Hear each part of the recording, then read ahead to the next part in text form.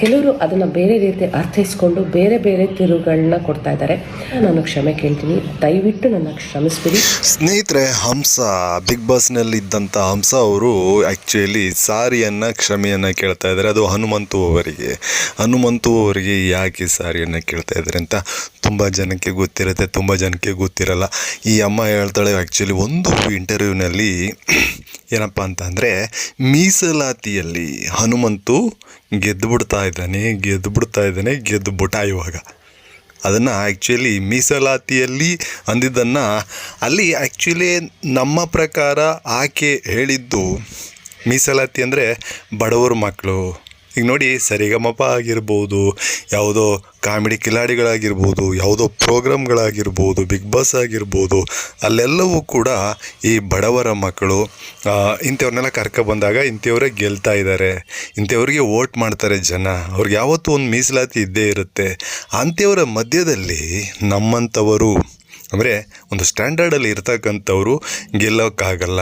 ಮೀಸಲಾತಿಯಲ್ಲಿ ಇರತಕ್ಕಂಥವ್ರೆ actually ಅವ್ರಿಗೆ ಮೀಸಲಾತಿ ಇದ್ದೇ ಇರುತ್ತೆ, ಅವ್ರು ಗೆದ್ದು ಬಿಡ್ತಾರೆ ಅನ್ನುವಂಥ ಒಂದು ಅರ್ಥದಲ್ಲಿ ಈಕೆ ಹೇಳಿದ್ಲು. ಅದು ಓಕೆ.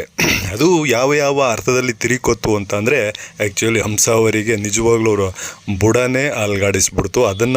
ಅದು ಆ್ಯಕ್ಚುಲಿ ಈಕೆಗೆ, ಹಂಸ ಅವರಿಗೆ ತುಂಬ ಚೆನ್ನಾಗಿ ಅರ್ಥ ಆಗ್ಬಿಡ್ತು. ಈಗ ಅದು ದೊಡ್ಡ ಕಾಂಟ್ರವರ್ಸಿ ರೀತಿಯೇ ಆಗೋಯಿತು.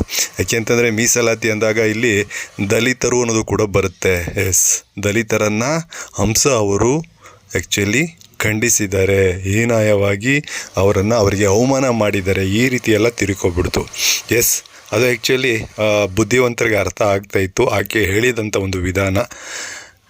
ಆದರೂ ಈ ರೀತಿ ಒಂದು ಕಾಂಟ್ರವರ್ಸಿ ದೊಡ್ಡ ಮಟ್ಟದಲ್ಲಿ ಆಯ್ತಲ್ವಾ, ಅದಕ್ಕೆ ಹಂಸ ಅವರು ಆ್ಯಕ್ಚುಲಿ ಕ್ಷಮೆಯನ್ನು ಕೇಳಿದ್ದಾರೆ. ನಾನು ಹೇಳಿದ ವಿಧಾನ ಬೇರೆ ರೀತಿ, ಅದನ್ನು ಬೇರೆ ರೀತಿ ತಿರ್ಚಿ ಕಾಂಟ್ರವರ್ಸಿ ಮಾಡಲಾಗ್ತಾ ಇದೆ.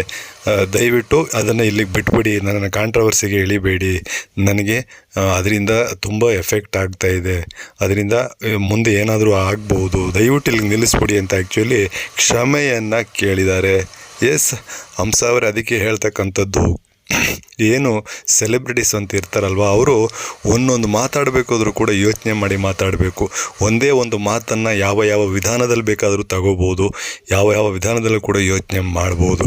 ಹಾಗಾಗಿ ನಿಮ್ಮಂಥ ಸೆಲೆಬ್ರಿಟಿಗಳು ಒಂದೇ ಒಂದು ಮಾತಾಡಬೇಕಾದ್ರೂ 100 ಸಾರಿ ಆಲೋಚನೆ ಮಾಡಿ ಸಮಾಜಕ್ಕೆ ಹೇಳಿಕೆಯನ್ನು ಕೊಡಬೇಕಾಗತ್ತೆ.